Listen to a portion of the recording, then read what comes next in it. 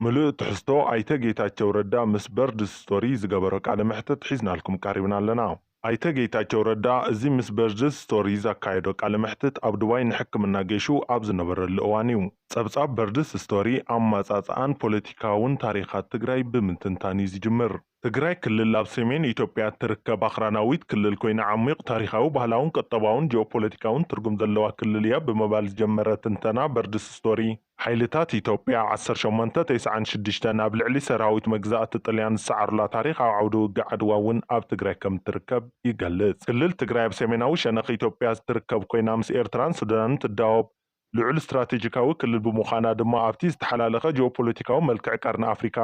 ቁልፊ ተጻዋቲት ይገብራ ይብል። ትግራይ ክልል ሳላ ማዕድና ሃብቱ እውን ቁጠባዊ ሓይሊ ክህልዋ ዘኻኣለ እዩ ዝበለ ጸብጻብ በርድስ ስቶሪ ኣብ ሓደ እዋን ክልል ትግራይ ኣብ ዓመት ክሳብ 2600 ኪሎ ግራም ወርቂ ናብ ብሄራዊ ባንኪ ኢትዮጵያ ብምቕራብ ልዕሊ 1 ሚልዮን ኣሜሪካ ዶላር ካብ ሰደድ ኣታው ከም ዘኽረበት ጸብጻብ ዓለም ለኸ ተጣባቕቲ ጉጅለ ኦምና ትግራይ ከም ዝሕብር ይገልጽ። እዚ ከምዚ ኢሉ እንከሎ ወርቂ ዕቑር ሃፍቲ ኣማን ነሃስ ግራናይትን ፔትሮሊየም ሸልስን ካልኦትን ሃፍትታት ዘይተጠቐመቱሉ ዓብዪ ዓቕሚ ከም ዘለዋ እውን ዘመልክት እዩ ይብል። ይኹን ደኣ እምበር በሰላ ናይቲ ኣብ 2020 ክሳብ 2022 ዝተኻየደ ጀኖሳይዳዊ ኩናት ሕዚ እውን ከይተፈሓቆ ህልው ኮይኑ ይርከብ። ኣብ መንጎ ሰራዊት ትግራይ ፌደራላዊ መንግስቲ ኢትዮጵያን ሰራዊት ኤርትራን ዝተፈጠረ ግጭት ብግምት 600,000 ሰባት ከም ዝተቐተሉን ሚልዮናት ከም ዝተባዛበሉን ኣስር ግፍዕታት ሰብኣዊ መሰላት ከም ዝገደፈን ጸብጻብ ሂውማን ራይትስ ዎች ይሕብር። ኣብ መወዳእታ 2022 ዝተኸተመ ስምምዕ ውዕሊ ሰላም ፕሪቶርያ ነቲ ምፍሳስ ደም ከብቅዕ ንዳግመ ህንጸትን ምርግጋእን መንገድን ምጽራግ ዝዓለመ ነይሩ። ይኹን ደኣ እምበር ኣብ ውሽጢ ሕወሓት ዝረአ ዘሎ ውሽጣዊ ምፍልላይ ንሓድሽ ቅልውላዊ ቀርኒ ኣፍሪካ ነዳዲ ምንስናስ ኮይኑ ይርከብ። ኣብ መጋቢት 2025 እቶም ብሃንደበት ካብ ስልጣኖም ዝተኣለዩ ጊዜያዊ ኣመሓዳሪ ክልል ትግራይ ኣይተ ጌታቸው ረዳ ኣብ ውሽጢ እቲ ውድብ ዓሚቕ ስምብራት ዘቃልዐን ዳግማይ ግጭት ከይፍጠር ስጋት ዝፈጠረን ኩነታት ከም ዝተዓዘቡ ይገልጹ። ኣብ ሕወሓት ዝተፈጸመ ዕልዋ መንግስትን ትግራይ ብፖለቲካዊ መዳይ ዘይርጉእ ገይርዋ ጥራይ ዘይኮነስ ምስ ፌደራል መንግስቲ ኢትዮጵያን ዘለዋ ርክብ እውን ከም ዝጸለዎ ይገልጹ።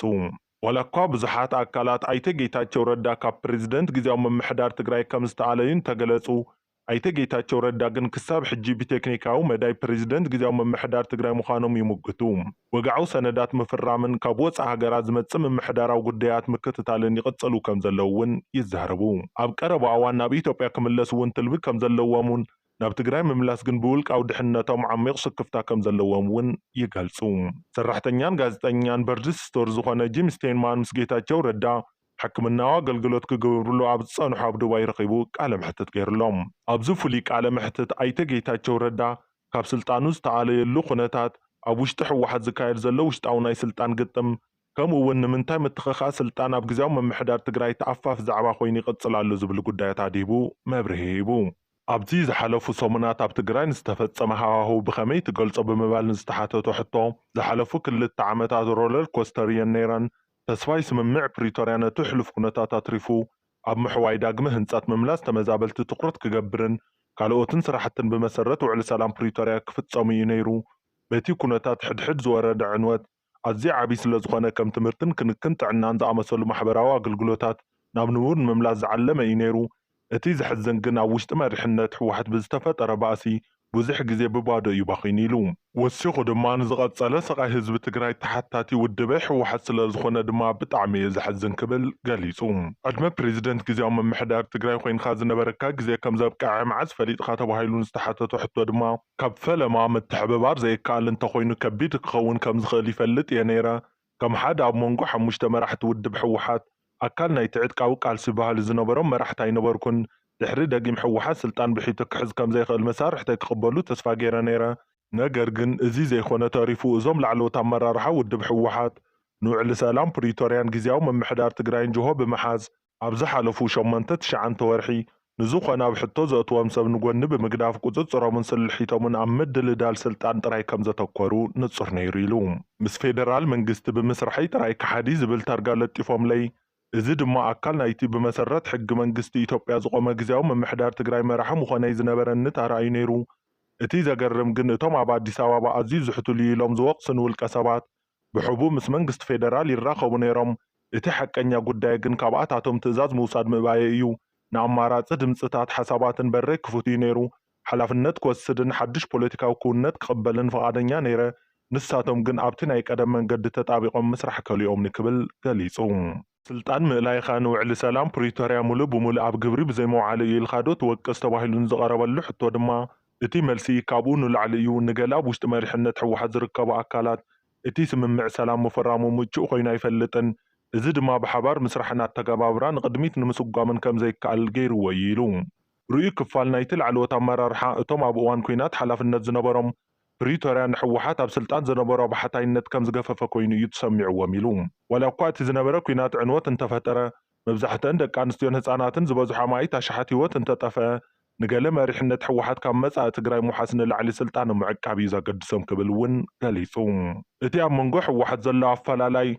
ኣብ መንጎ እቶም ንፕሪቶርያ ንህዝቢ ትግራይ ንምሕላው ከም ኣድላይ ስጉምቲ ዝርእይዎን ከም ጥልወት ዝቆፅርዎን እዩ ነይሩ ክብል እውን ወሲኹ ሓቢሩ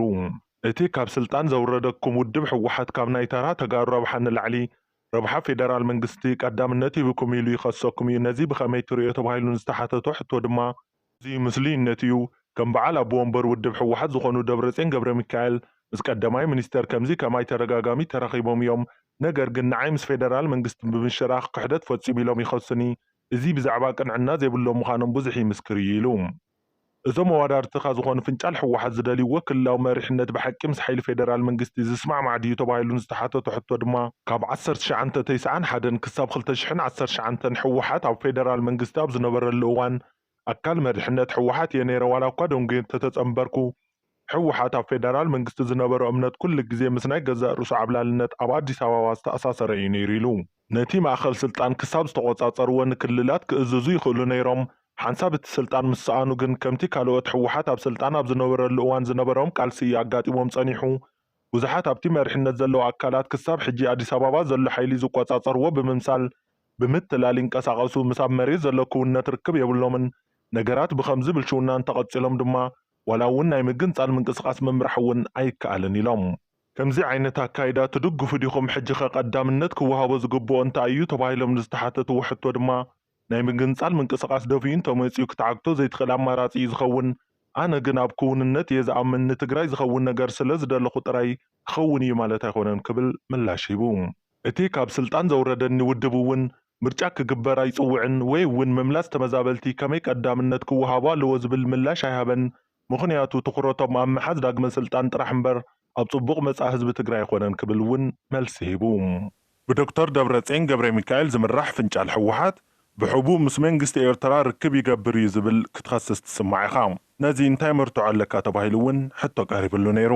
ኤርትራ ንኣባላት ሕወሓት ትቆፃፀሮም እያ ትእዝዞም እውን ትግራይ ማእኸል ኩናትን ጎነፅን ከይትኸውን ዝዓለመ ምስ መንግስቲ ኤርትራ ዝነበረ ርክብ ዝጀመርኽዎ ኣነ እየ ነይራ ቀዳማይ ሚኒስትር ኢትዮጵያ ዝኾኑ ዶክተር አብይ አሕመድ ወደብ ቀይሕ ባሕሪ ምርካብ ንኢትዮጵያ ናይ ህልውና ጉዳይ ምዃኑ ብተደጋጋሚ ምልዓሎም ስዒቡ ፕሬዚደንት መንግስቲ ኤርትራ ዝኾነ ኢሳያስ አፈወርቂ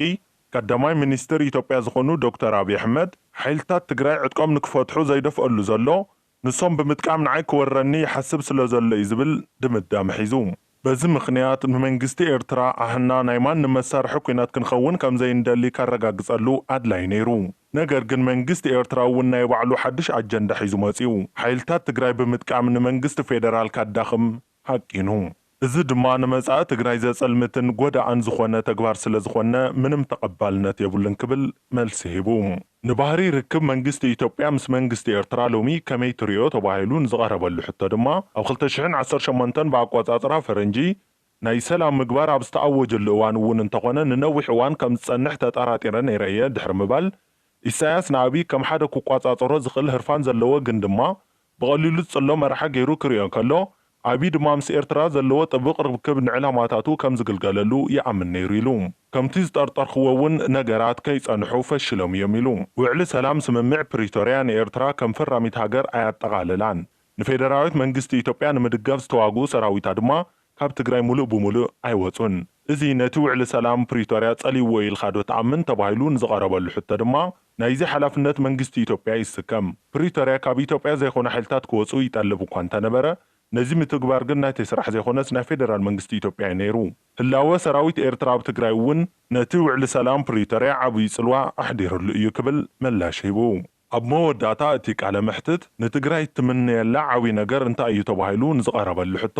እቲ ሕዚ ዝቐውም ዘሎ ግዝያዊ መምሕዳር ትግራይ ምስ ፌደራል መንግስቲ ዘለዎ ርክብ ጥቡቕ ብምግባር ሙሉእ ንሙሉእ ውዕሊ ሰላም ፕሪቶርያ ክፍጸም ብምግባር ተመዛበልቲ ናብ መረበቶም ክምለሱን ነፃን ግልጽን መረፃ ተኻይዱ ድማ ሕጋዊ መንግስቲ ክትከልን ይምነ ክብል ምላሽ ሂቡ